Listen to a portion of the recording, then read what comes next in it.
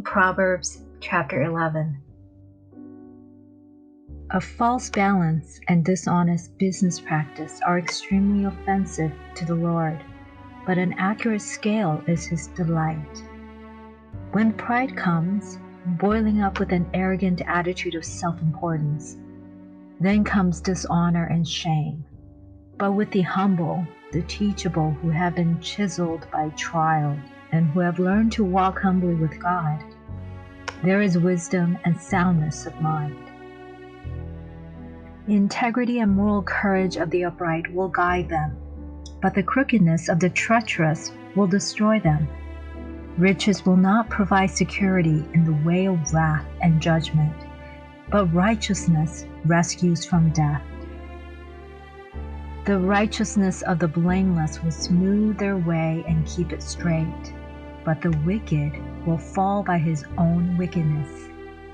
The righteousness of the upright will rescue them, but the treacherous will be caught by their own greed.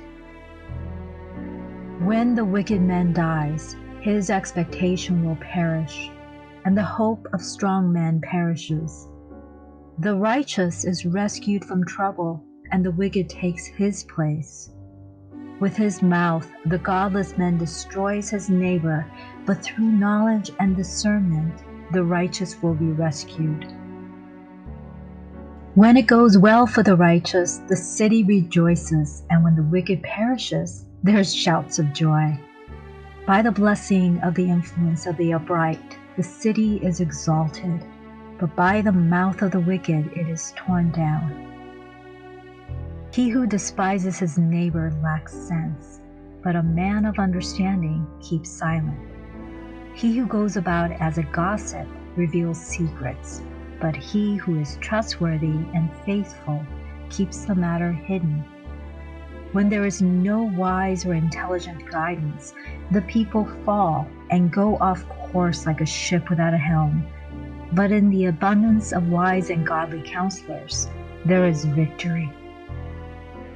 He who puts up security and guarantees a debt for an outsider will surely suffer for his foolishness. For he who hates and declines being a guarantor is secure for its penalties. A gracious and good woman attains honor, and ruthless men attains riches, but not respect.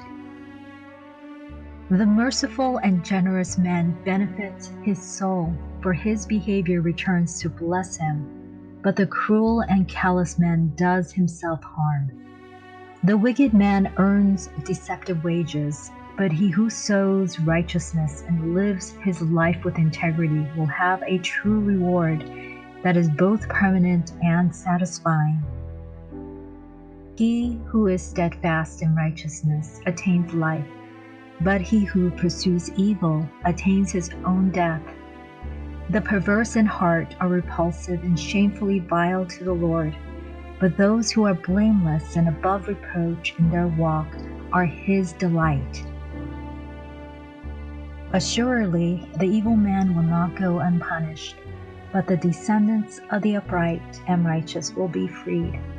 As a ring of gold in a swine's snout, so is a beautiful woman who is without discretion.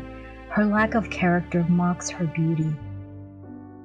The desire of the righteous brings only good, but the expectation of the wicked brings wrath. There is the one who generously scatters abroad, and yet increases all the more, and there is the one who withholds what is justly due, but it only results in want and poverty. The generous man is a source of blessing and shall be prosperous and enriched, and he who waters will himself be watered, reaping the generosity he has sown.